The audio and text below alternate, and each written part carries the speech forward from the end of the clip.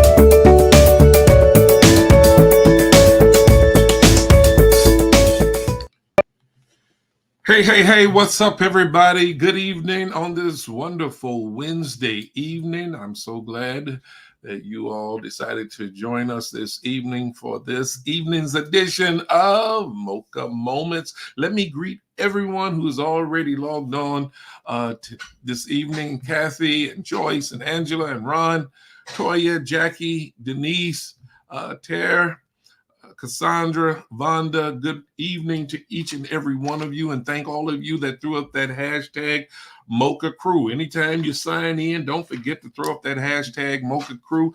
Let me know that you are with me and are definitely a part of our Mocha community. For those of you that may not have become a part of our Mocha community as of yet, officially, I should say, all you have to do is throw up that hashtag to say, hey, listen, I want to be a part of the Mocha community. I want to be a part of the Mocha crew. What is the Mocha crew and the Mocha community is all about?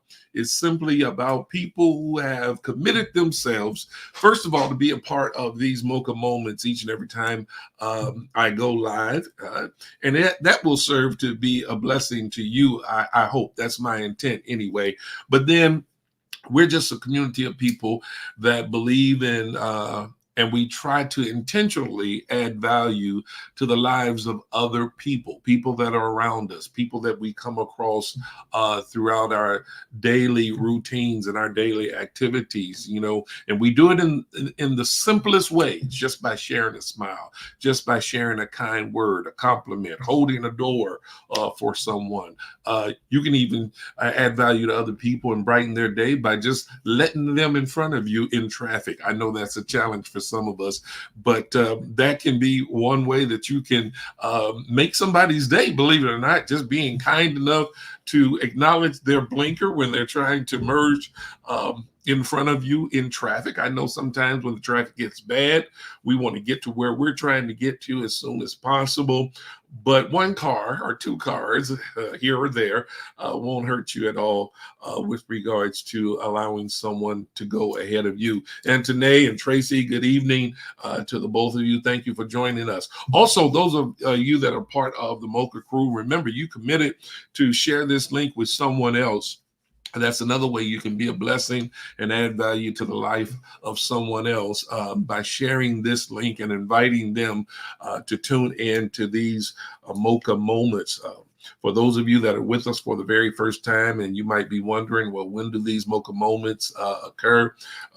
Right now, we're scheduled every Monday, Wednesday, and Thursday evening around this time, around 7 p.m. The only way I don't come on exactly at 7 p.m. is that something else kind of gets in the way of us coming on at that particular time. But I'm committing myself to making sure that I at least come on just for a little bit, if not for an entire 30, 40, 45 minutes, just for a little bit. I want to be able to come on and share something with you on Mondays, Wednesdays, and Thursdays. Mondays, Wednesdays, and Thursdays. Tuesday night is our Bible study time, and y'all know I've got to be a part of Bible study. But then Friday nights, we leave that time open and available for people who want to spend time with their family, their significant other, be a part of their children's sports events while they're in school, because we know that Friday nights, oftentimes that's when the children, the high schoolers in particular, have their times of sporting events and all of that. And I certainly want to encourage you to support your young people, support our youth in those particular events and endeavors. But again, I hope that you've taken the time since I've been talking here for this little bit. Hope you've taken the time to share this link with someone else and invite them to be a part of our Mocha moments. Before I get started tonight on what I want to kind of share with you and kind of get a discussion going here about, I want to give a special birthday wish and a birthday shout out to my father in love, the coolest father in love on the planet, in the person of Robert Chenault, my wife's dad. and who's also become my dad by reason of our family connection. Yeah, want to send out a happy 94th birthday on today to none other than Pops Cool himself, Robert Chenault. We are so grateful to God for yet having him with us. It's been 94 years now. That's a blessing from the Lord. That's the Lord showing favor, extreme favor. There's the lady. There's my girl. Lady Ann just popped in. I don't know if she just heard what I just said a few minutes ago, but I'm going to repeat it so she know that I'm doing what I, number one, want to do and love to do, but also doing what I need to and ought to do. Honey, I was just telling our viewing audience that today we're celebrating Pop's 94th birthday, 94 years. And I know you're there with him as we speak. And don't forget to tell Pops that I said happy birthday and that I love him dearly. Man, I tell you, I have some wonderful I know they're legally called in-laws, but I need to call them in-loves. I absolutely love my mother-in-law and father-in-law, Louise and Robert Chenault. And again, they've been a tremendous blessing to me in more than one way. Number one, they produced that beautiful woman that I have the joy of sharing my life with. And so I'm most grateful to them for that. But I'm so grateful just for the love that they've shown me from day one since I've been in the family. And I'm telling you, it's nothing like having the other side of the family be as wonderful and warm as the Chenault family has been with me. So I'm just grateful. I'm grateful. So happy birthday, Pops. We pray that God continues to grace you with many more years. All right, listen, I want to throw out something here tonight, and I don't know if I'm the only one that wonders this at times or have struggled with this particular question, but is there such a thing as caring too much?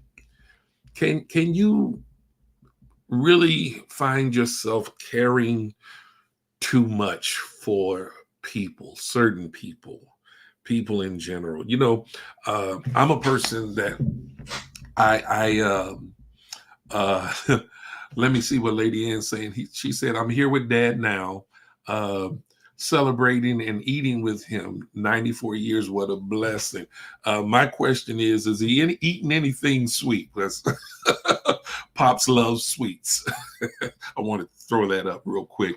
But if he is eating something sweet, y'all make sure that y'all allow him to enjoy it as much as he can. But again, there you have it. I had to pause for that again. But like I was saying here, I'm a person that wears many hats, and I deal with people. I engage people. I interact with people. I am entrenched in the lives of so many people on different levels. You know, first of all, I'm a parent. I'm a preacher, pastor. You know, as a parent, I have to engage with my children. As a preacher and pastor, I have to engage with my congregation. I'm a leader. I'm an influencer. I'm a friend. I'm a person. Please don't let me forget this one. I got to put this one on the list. I'm a husband, which I hope that's really special for Lady Ann. But considering the fact that I have to engage people from different perspectives and in different settings and on different levels. And yeah, I hope y'all can understand where I'm going with this. For some reason or another, you know, it just seems like I always find myself in a position wherein I'm having to be concerned about the well-being of others. and it's not hard for me because I'm just one. I genuinely have a heart for people. I think I literally think I was born with it. If I wasn't born with it, I surely developed a heart for people at a very, very early age. You know, I have a genuine compassion and care for people, and I'm at this point in my life where I just can't help but to care and be concerned about the well-being of other people.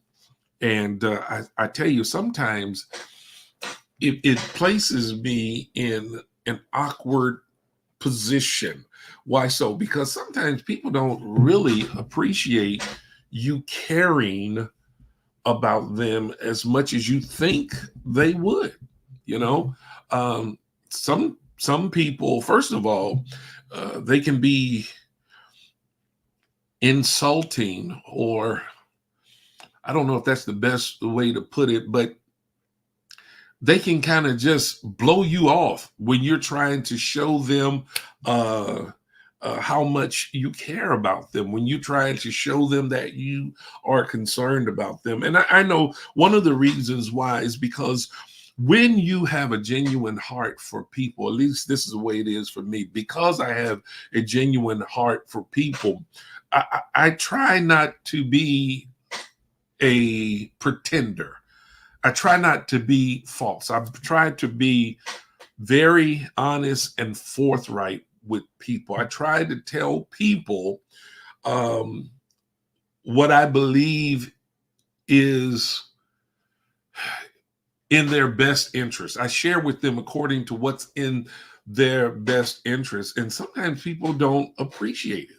As a matter of fact, some people at times totally despise others who try to share with them information or give them wisdom that they believe would serve in the better interest of that individual, you know.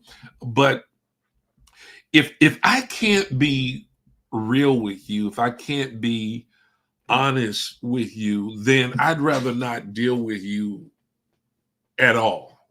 I mean, I'm not meaning that from the standpoint where I just put you down and separate myself so to the degree that I don't bother to speak to you and I can't engage you in conversation.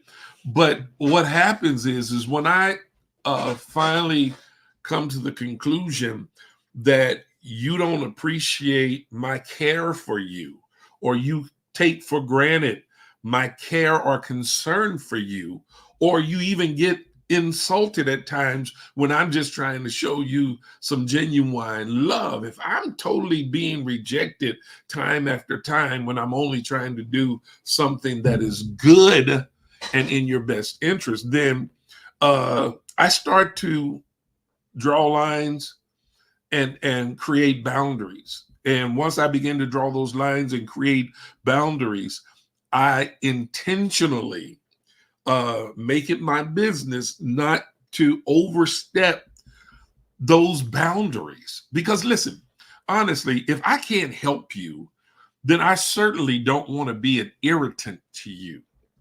I wonder, is there anybody else who feels this way? Let me go to a couple of the comments. Toya says, I don't about caring too much, but becoming too engulfed in someone else's life, problems, etc., can be damaging. Okay. I kind of got lost between the I don't about. Okay. You might want to clarify that for me, Toya. Jackie says, sometimes I feel like I care too much. Absolutely. And it's not a good feeling. It can be very, very frustrating because I don't know, you don't do it intentionally, but you start taking on I wouldn't necessarily say taking on the problems of another individual, but your level of concern and compassion becomes elevated for other individuals. Uh, Toya says caring doesn't equate to being a crutch. People don't get to dictate how you express your care for them. Some people aren't receptive to what you have to offer. And I agree with that wholeheartedly. But sometimes that whole thing of establishing boundaries and borders and trying to be very careful not to overstep your bounds or trying to be very careful not to insult people, it can be a catch-22, because the minute you decide to shift and stop trying to be so helpful at times, that person that once rejected your input or the input that you tried to have into their lives, they'll flip on you again and they'll accuse you of changing and not caring at all. I hope I said that right. I'm simply saying that sometimes it's a catch-22. They're upset if you're showing care and compassion to them, but then they get just as upset when you decide to pull back, when you decide that you're not going to insert yourself uninvitedly, or you're going to be very cautious when you're invited to insert yourself. You know, for me, there's nothing more frustrating than to have people who obviously need my help, and in some respect, they will outright ask for my help. But then after I offer my help, then they reject my help. What am I to do with that? And depending on who the person is, depending on the dynamics of the relationship, those dynamics can determine to what degree that individual's unreceptiveness to your help will affect you emotionally and internally. You know, I mean, some people you can kind of somewhat blow off and say, okay, you know what? It is what it is. But then there are others with whom you have special connection with, or with whom you have some type of special relationship, history with that person, if you will. And here it is, you find yourself in a situation with them wherein they are directly or indirectly asking you for your input, for your help, for you to show some concern and compassion and understanding for what they may be going through at the time. But the moment you bring you to the table, in other words, the moment you show up in your authentic self, not pretending to be one way or pretending to be another way, but you are being who you always are, as forthright as you've always been, as honest as you've always been. And some people would even accuse you of being outspoken. But if you've asked me to offer or to share with you my wisdom, my insight into a certain situation, then you ought to be open to whatever I have to share with you, so long as I'm not trying to beat you down, but rather I'm trying to build you up. Let me go to some of the comments again. Terry Kazam said, I've done that with my single mom nieces. Had to put the brakes on those niece relationships and establish new boundaries. You feel what I'm talking about? It has to happen sometimes. Sometimes that has to happen with friends. Having that kind of situation to occur, I've known it to actually be the cause of long relationship breakups. people have fallen out, who've been friends or connected with one another or had some kind of special ties with one another for most of their lives. And the moment one person is invited into a situation, but the individual who's doing the inviting doesn't like what the invitee brings to the table, now they're upset with the invitee for them being their authentic self. Tara says, I had to let them win the stupid prizes for the stupid games they were playing. Accountability is important when you have responsibility. I think that's very well said. Very well said. Toya says, isn't that a form of sowing seed on stony ground? There goes my theologian again, my little theological philosopher. You can try to pour into people and they continually reject the value you are trying to add to their lives. Move on and give to those who are open. Very, very well said. I was just sharing with, I believe it was Deacon Will the other day, something that my dad used to say all the time. And the first time he said it triggered something in my brain and it stayed locked there. He said, he used to say all the time, he would say, you can bring a horse to water, but you can't make him drink. You can bring a fool to knowledge, but you can't make him think.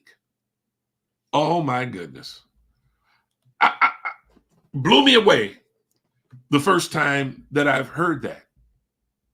And so I think the principle that is to be learned from that saying is that some things you just can't force on people, and neither should you try, because ultimately it would wind up being a waste of time. Denise says, I back off and try to stay in my lane, but they wonder why you're acting funny. Their words. That's right. That's another thing. Why does it always have to be something extremely negative when you finally come to your senses and decide, you know what, dealing with this kind of foolishness is just not worth it? You know, I'm casting my pearls before the swine. I'm wasting my time.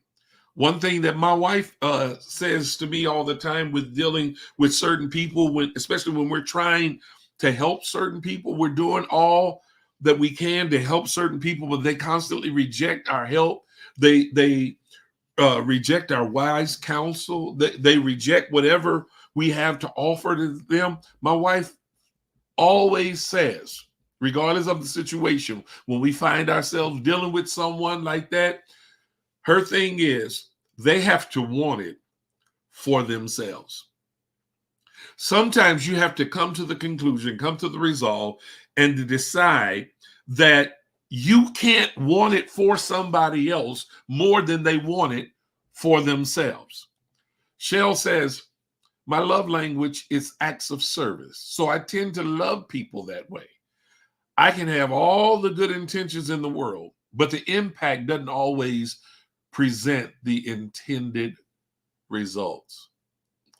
Well, I truly feel you on that. And let me say for the record, that's a beautiful love language. And that's one that many people don't claim. There's not a whole lot of people who claim acts of service as their love language. So let me say to you, that's very, very commendable. And yes, you're right. Regardless as to what you do at times, regardless as to what spirit you do it in, people are not always going to be receptive to your acts of kindness, your acts of service. Joy says, but you can't let people stop you from being who you are. If you are a caring person, then that's who you should continue to be. Yes, I agree with that. But again, To what extent do we go? How far do we take that? You know, again, when your acts of love become irritating acts to other people, then when do you back off with regards to wanting to serve certain people, knowing that they are rejecting what you're giving and even becoming irritated just because you back up? Let me say this, Sister Joyce, just because you back up doesn't mean really that you've stopped being who you are. As a matter of fact, the moment you start to back up might be the manifestation of who you really are, in that you're a wise person and you know that it is an exercise in futility to keep offering something to someone who continuously rejects what you have to offer. I hope I'm making sense right there. And so again, when you back up, it's not because you're not being who you are. You're a wise individual. You're still caring and compassionate. But sometimes you have to come to the conclusion, well, you know what? I'm not going to waste my energy on this individual who constantly rejects what I'm trying to give. I can take this same energy, I can take these same acts of kindness and share it and bestow it upon someone who will receive it and appreciate it. Shell says, I find myself thinking about the possible impact over my intentions. Now, that's food for thought right there. That's good. That puts another perspective on this whole thing. When you really give careful consideration to the possible impact. I don't know if you all have ever witnessed this, but I've seen people literally get angry about somebody trying to help them. I've seen it. And I was totally baffled to see the individual's response to someone who was genuinely, lovingly, compassionately trying to help that individual. You know, sometimes what gets in the way of that person receiving help is it's a matter of pride. Some people are too prideful, I should say. Too proud, too prideful. Let me make sure I'm saying this right. They're too prideful to receive help, wise counsel, or anything of that sort from other people. And it becomes even more irritating if they don't think much of the individual that's offering them help in the first place. What do I mean by them not thinking much of the individual? You know, some people, although they have been in relationships, meaningful, close relationships with certain people for many years, they have always thought themselves to be better than that other individual. And they've always thought themselves to be the one who brings real value to the relationship. They're the type of people who always have it in their mind that the other person is only benefiting from them, but they're not benefiting from the other person because they really don't need the other person like that. The other person needs them. And so when a situation occurs wherein the other person has what the prideful person needs and may even want, they just don't want it from that person, that prideful person will get upset and angry with that person that they've always considered to be beneath them. Wow. Adoria says, everyone does not really want you to care for them. They just want you to accept what they say and how they are. And I do not. Okay, that's clear. That's clear. Yeah. There's some people, all they want you to do is let them be who they are.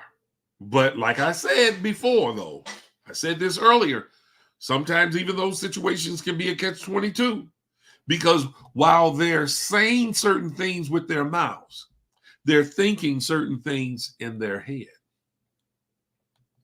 And that can be a problem. And listen, this doesn't just apply to pastors and leaders and friends and just people in general. What about supervisors? People who supervise other people and have to hold them accountable.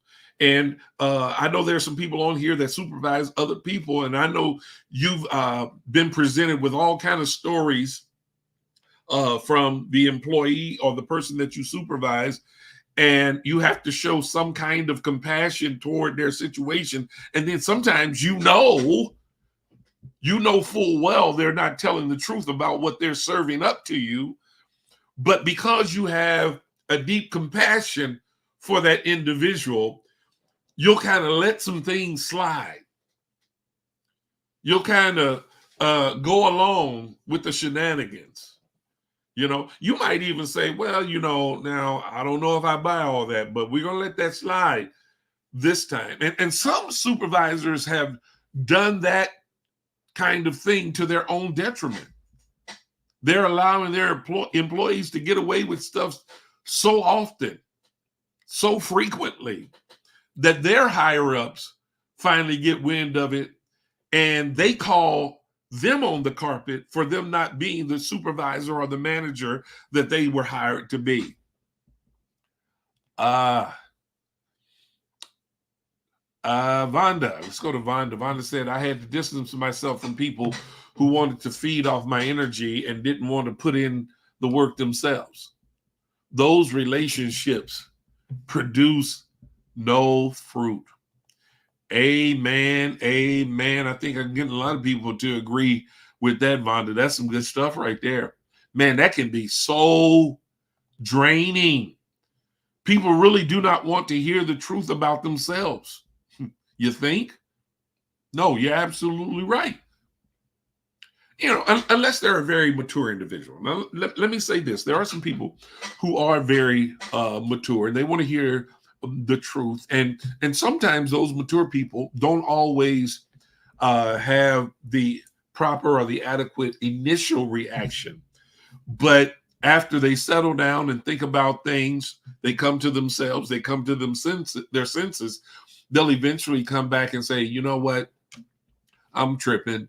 What you said was absolutely right. I just got in my feelings. I can appreciate people like that who will admit when they're wrong. Tara says, I learned that working at a drug rehab for women, you can want their sobriety and see their potential.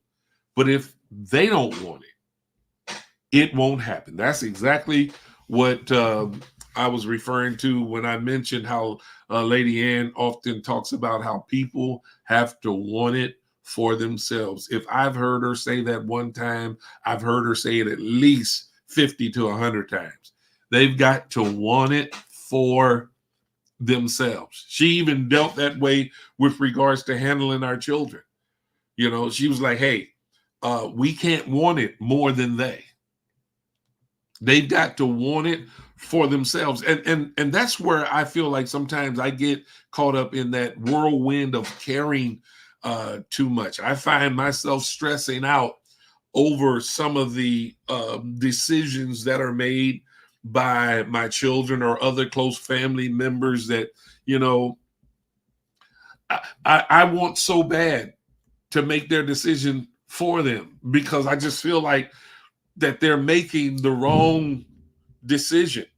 I've had that feeling on so many occasions, not just when they were children, but after they got to be adults. You know, sometimes you get to feeling as though, well, I've been through this kind of thing, and let me help you with this. But then you have to acknowledge the fact that they are adults and they have to live their own lives and they have the freedom and the right to make their own decisions. But that doesn't stop me from being overly concerned as a parent, you know, and really, again, I don't know if there is such a thing, but sometimes I have to ask myself the question, am I caring too much? Tisha refers to the toxic people. Those toxic folks drain the life out of you. Yes, they will. If someone does not want my care for them and they show me that, then I back away from them and I continue to pray for them. Wow. You have to care from a distance. Amen. That's true. I agree. I often talk about loving people from a distance, but sometimes you have to care from a distance, and you know, you have to do so for the sake of your own mental and emotional well-being. I'm telling you all, I will confess, pastor, preacher, bishop, doctor, whatever you want to call me, whatever title you're hanging on me, or that I wear, I have to confess that sometimes there have been times I'm better at it now than I used to be, but there have been times that I would kind of just stress out, man, you know, just totally stress out because I'm feeling for people. And I'm saying to myself, man, they just don't know. How can I get this through their heads?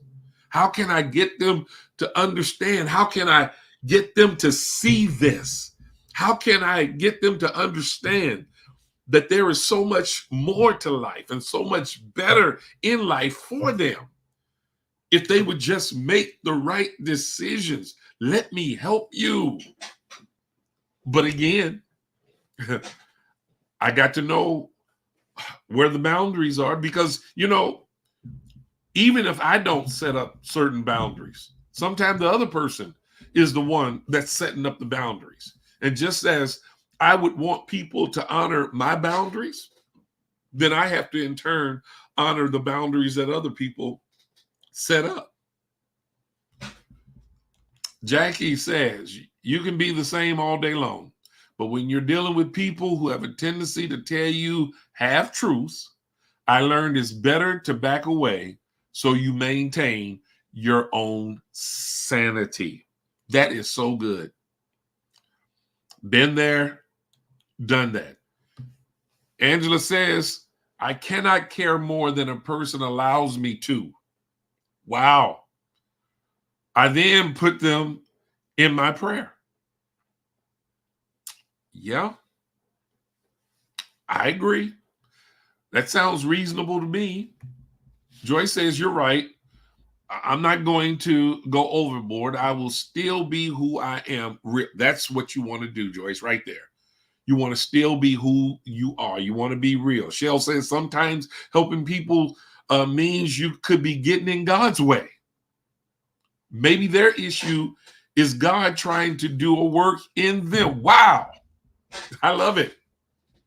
I love it. So basically what Shell is saying is get out of God's way.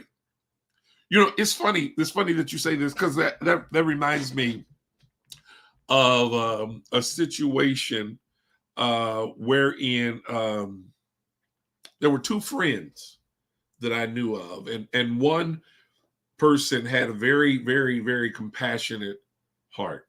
I mean, she had a heart for people. She loved Jesus, and she was always trying to do whatever she could to solve other people's problems or to help them find the solution to their problem. And finally, her friend, her good friend, I'd venture to say almost her best friend, finally said to her, listen, you need to stop trying to be Jesus and let God handle some of these situations, because some of these situations are beyond your scope of helping them.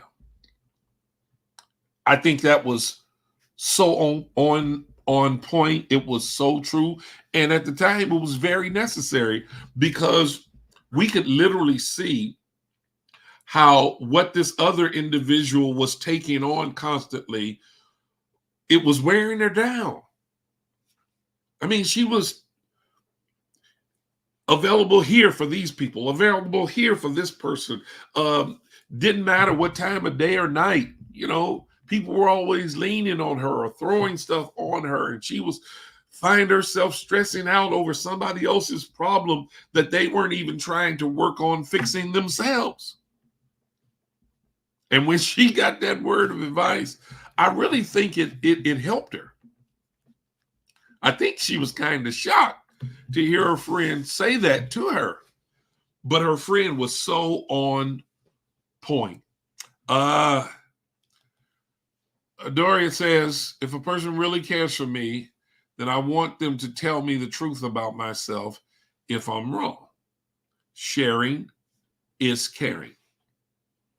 You are in a rare group right there, because most people, and I must say it like this, even those that say they want you to tell them the truth, they don't mean it. They absolutely don't mean it. Listen, I can tell you story after story of people that I was trying to help, trying to deal with, and I asked them, do I have the freedom to be totally honest with you without you getting upset with me? Oh, yeah. Oh, yeah, Pastor. Tell me the truth. I want to hear the truth. Are you sure? Yes, yeah. Because that's the only way I'm going to get better is if you tell me the truth. Okay. Situation comes up. I'm confronted with the situation. I tell them the truth, the whole truth, nothing but the truth. I speak to them in very even tones. And then even ask them, can you see where I'm coming from? And the person has gotten totally upset with me. This has happened more than one time. And literally cut me off. I can't tell you the number of times that has happened with me.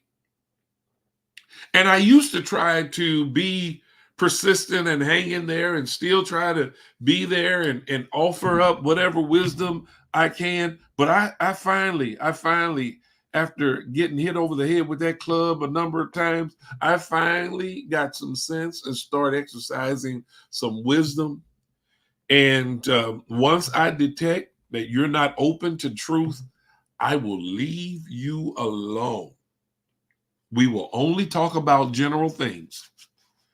If you do start sharing with me your problem, I'll be like, okay. Sorry to hear that. And if you say, well, what do you think? Well, I don't know. It doesn't matter what I think. What do you think? Tell me what you think.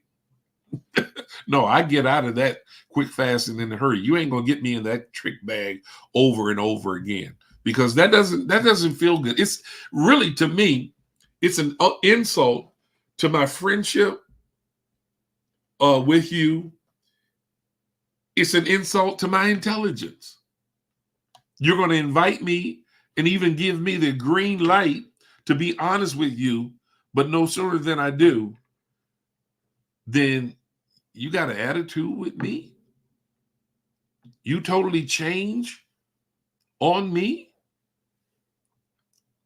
I'm only doing what you said you wanted me to do. And now you tripping with me. Toya says a lot of people see the word caring as a subjective word.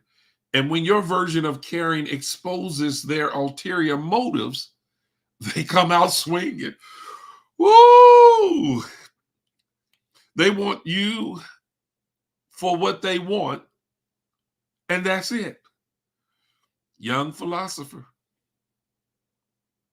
Young philosopher. And you know what? You bring up a very good point, Toya, in that people have varying definitions of what it means to care about an individual, to care about a thing, to show compassion, to show concern. And really, the situation is subject to the individual's interpretation of the word care. Player Hater says, I care about situations a lot less now than I did before. Experience made it that way for me. Listen, life has a way of changing your perspective on things quick, fast, and in a hurry. Man, when you find yourself in the hot water of awkward situations too many times, you finally get smart enough to start doing whatever you can to avoid those awkward situations.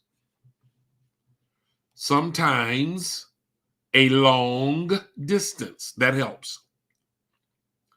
Sometimes separation helps. Now, again, let me be clear about this.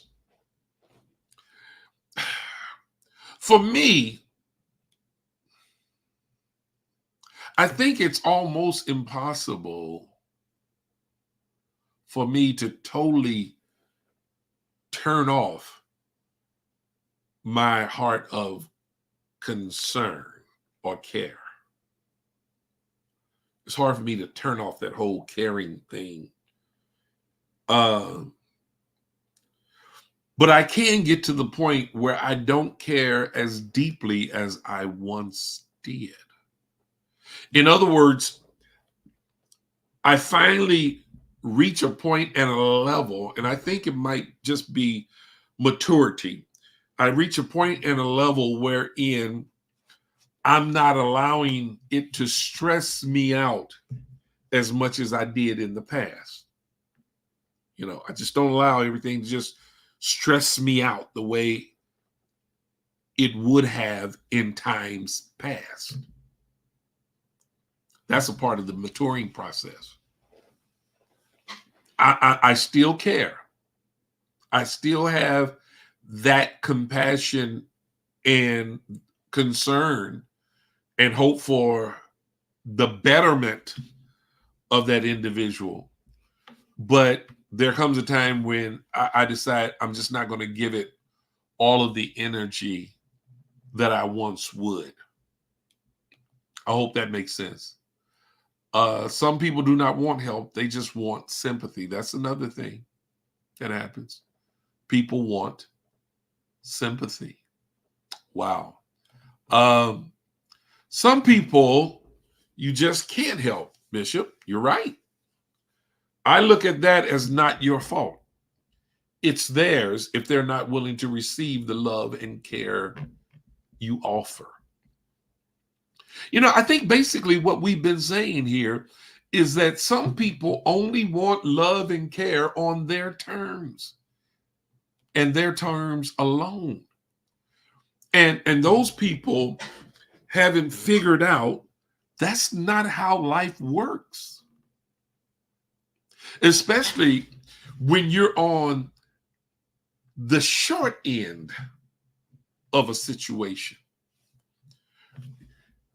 When you're on the short end of a situation, you're really in no position to dictate how other people should care for you or engage you through their acts of care and kindness.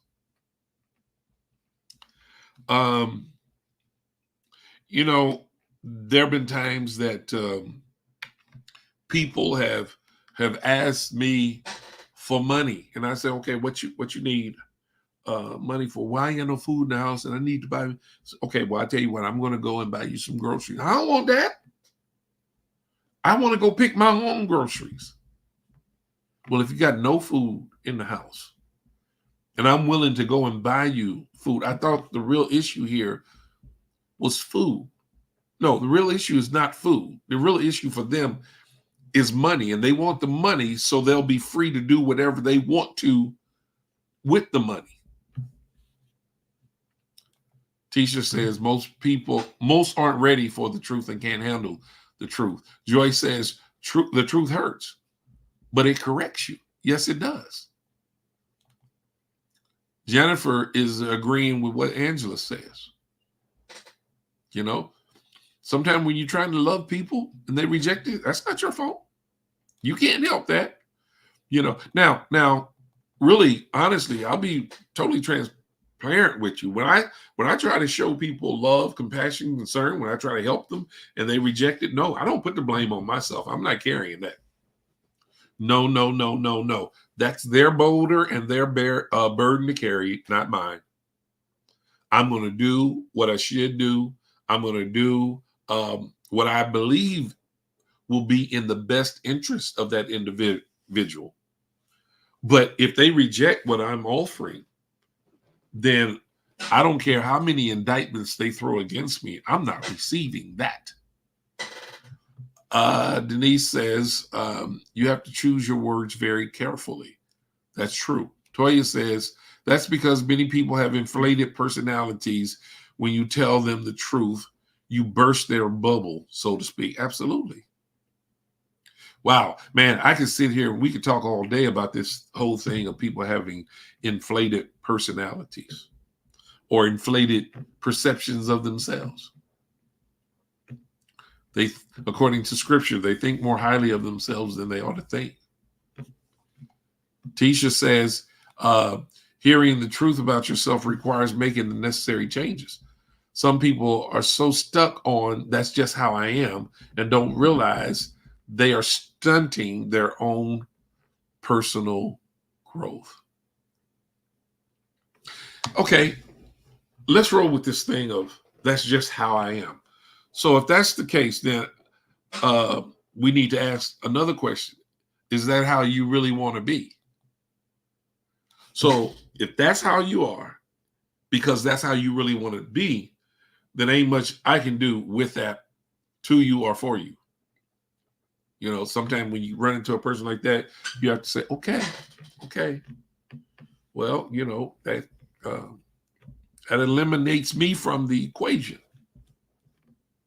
It's okay to do that, y'all. It is. Oh, listen, let me tell you something. If people will reject God, who do you think you are that you think that people won't reject you? Think about that. Let me grab a couple of as we get ready to come to a close. Tracy says, you have to protect your energy and peace at all times. Amen to that. Tarek says, they want love, care, and your resources on their terms. That's not happening. You know, I gave in to that a couple of times, but I learned my lesson. That's not happening anymore. And it's okay to finally decide that I'm not going to allow people to just use me and abuse me. And I continue to serve them and accommodate them in whatever way they deem or see fit. Shell says, some people don't have a problem with taking what you have to offer. Some will take and take again. The minute you stop or can't, they began a smear campaign on your name. Wow. We ought to just sit in that for a minute. We ought to just let that soak in for a little bit. If it weren't so awkward with me just being here, sitting quiet, looking into the camera, I would just sit and let that marinate. But that's an absolutely true statement. Absolutely true. Toya says, poor, limited insight, judgment, and decision-making are a lot of people's downfall. They have a closed thought process versus open and are unable to receive helpful information. You know what, Toya, the message I got out of that, really, honestly, you beautifully stated in such an eloquent way that some people are just rebellious. They're rebellious and stubborn. That was a very eloquent way of saying what you said, Toya. And I just translated it for everybody out there. Some people are just rebellious and stubborn. And then again, some people don't want help because they don't want to be held accountable for doing better. Because you can't continuously claim, I don't know, I didn't know that, this, that, or a third. When someone's constantly giving you or feeding you information, wisdom, wise counsel, and all that, if you're constantly being fed those things, you can't claim ignorance in return. And so people, they just reject it. Whatever is going to demand change in their life, they reject it. And because they reject it, they feel then they are not obligated to make any changes. Few more comments, and then we're going to wrap this up. Adora said, I do not accept people when they say this is just how I am, when they are rude and disrespectful. I politely just remove myself from their presence. That's exactly what you have to do. Shell, again, wise word here. Givers just have to use discernment. Tisha says, yep, when you know better, you do better. That's what is supposed to happen, at least. That's absolutely right. So again, I don't know if we fully answered the question. I don't know what you are walking away with, but I do feel like that we've raised some points that are very much worth considering, very much worth thinking about. And it seems like we've all come to somewhat to the conclusion that basically it can be summed up like this. We have to take it on a case-by-case basis. There are some people who really care that you care, and they appreciate that you care. But you may be catching them at a stage when they don't have all of the tools necessary to actually make permanent changes in their lives, or to demonstrate that they do care about where they are, the situation that they're in, the path that they're presently traveling. They just don't, they haven't gained the tools or the mental or emotional fortitude to make the necessary adjustments to put themselves in a better position. Just because someone's whining and crying and complaining all the time, that doesn't really mean that they really care about the situation that they're in. They just may like the attention that they receive as a result of whining and crying and complaining all the time. I'm going to share this one brief story, and we're going to wrap it up with this. And I think I've shared this once before. Years ago, there was a person in our church. This was when the church I grew up in. That every time I would greet this person, they would go through a list of things that were bothering them. And I would say, how you doing, so-and-so? And they said, well, my back is getting stiff on me, and my knees giving me problems. I've been having these headaches, and boy, I almost feel like I'm getting arthritis. I mean, they would go through this list every time I would greet them. And so one time I decided that I was fed up with hearing this list of their aches, pains, and problems. And I greeted the individual and said, "Hey, how you doing today?" And he got ready to go down that same road and give me that same list of aches, pains, and problems. And I said, wait, hold it. I said, before you go there, here's what you need to do. You need to learn to stop complaining.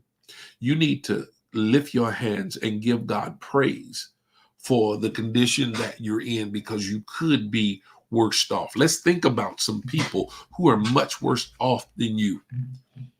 And here it is, you're complaining. You've got life, you've got health, you've got strength. You're able to get around. You're not walking with a cane or a walker. You're not in a wheelchair.